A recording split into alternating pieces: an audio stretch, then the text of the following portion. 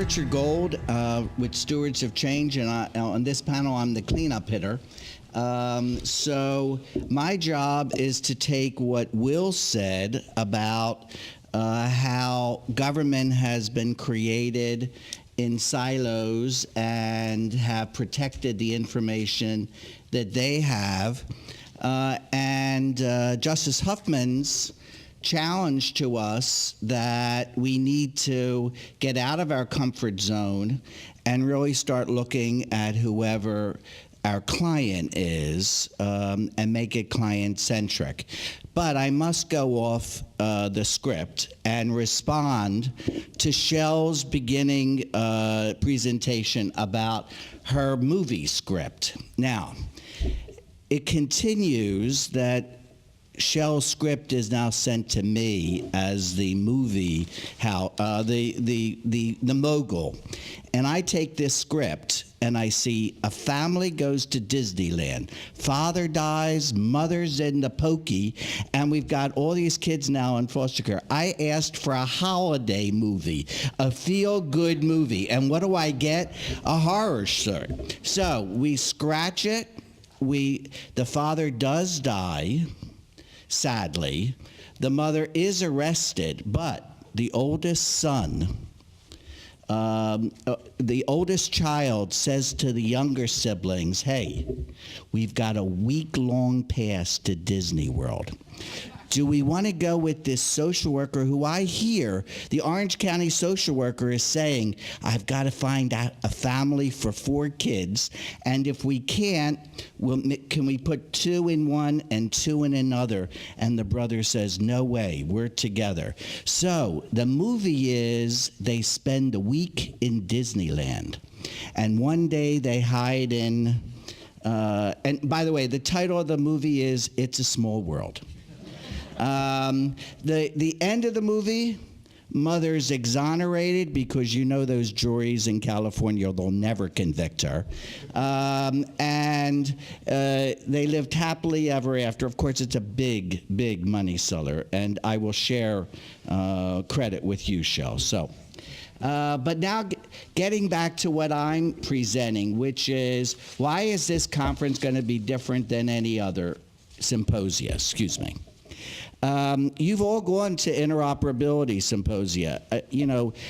My hair has turned gray, and other people in this audience's hair has turned gray, talking about interoperability. And we all leave, we're very excited. Yes, we're going to do it. Yes, we're going to, the lawyers are going to beat us up. We're going to beat the lawyers up. We'll all go in front of Justice Hoffman. You'll find us innocent.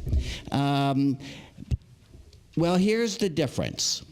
We're actually going to do it this time. We're going to take an example, and between now and the next symposia, we're going to take a manual system, a group of existing data systems, and we're going to make them interoperable. This is what I've learned is called a swim lane. Now, I was a late learner how to swim, so I've got to tell you, this is new discussion for me. So let me explain what this is. This is looking at a current process that exists in California of if a child is in foster care and the doctor believes that they need to be administered psychotropic medication, they need to get permission from the judge. So each one of those boxes goes through the steps that the county social worker has to accomplish, the physician has to accomplish, the court has to accomplish, and the interaction with the parent and legal guardian. So I'm going to take a minute or so and describe what we're going to be doing. In your packet is an overnight assignment. So I also am the one who has to tell you you have to do something tonight. to bring in tomorrow. I'm sorry. I really am. But if you look at this, what I'm presenting to you is described in these few pages. And the state and 5 counties worked on this use case. And it deals with breaking down the different steps that are accomplished manually today. So the first step is in the county social work, and it's completing a form called the JV 220. This is information that the county social worker completes about the demographics of the child and the family. This information is currently found in the statewide child welfare data system, the as-is system, not the to-be system that we'll refer to. So the today's system has this information, but the social worker has to go in and find it in the system to then write it on the form. They then send another form, 220A, to the physician. The physician now has to fill out the form, which includes the medical information. What are the diagnoses? What were the things that the doctor thought of instead of medication? Why are they prescribing medication? What are the past medications, and what are the past treatments that have been tried and failed for this child? The 220 form, which the social worker does, and the 220A form, which the doctor does, is then combined with the 221 form, which is the notice to the parents and the legal guardian and the CASA worker and other systems of the application to administer psychotropic medication to a child in foster care. That form, along with a form that's sent to the parent and legal guardian, which is the 222, is sent to the parent so that the parent has the right to oppose this application. All of those documents are then sent to the court to review, and as Justice Huffman, graciously said, sometimes the information isn't as complete as necessary. And he then is put back in that paternal role of having to make a decision for that child without the kind of information that you as a parent would want.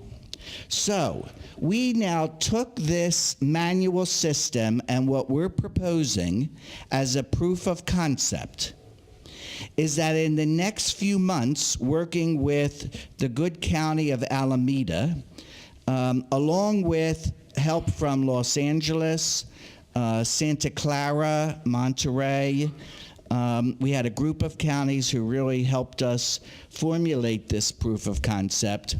We're going to, the state has issued a request for demonstration. This has gone to the technology community, asking them to bid at no price to help us accomplish this proof of concept, to show how we can draw the information out of the statewide data system to populate the Form 220 so that the social worker doesn't have to search for the demographic and background information. We're also going to be working with, and I'm going to get this system name wrong, I think it's called MEDS, which is the statewide Medicaid payment for medications for children and adults, so that we're going to be able to draw down the history of medications that this particular youth has already tried. So that information can now be shared with the prescribing physician and populate the 220A form. The 220A form will also be populated by the doctor's electronic health record so that it doesn't have to be done manually.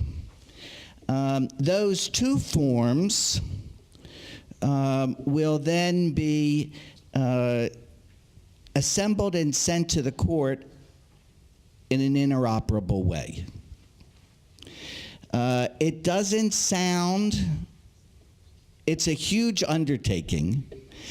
People have been talking about this for years, and what we're saying to you is we're going to show how to do it, and we're going to show how to do it in a reusable way so that it can then be applied to 56 other counties.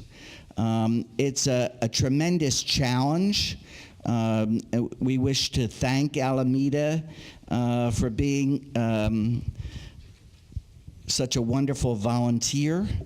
And so we will make interoperable 3 systems: the child welfare, the CYS CMS, the meds system, and this thing called an electronic health record, which will also produce a document called a continuity of care plan, which can be sent to the court as well.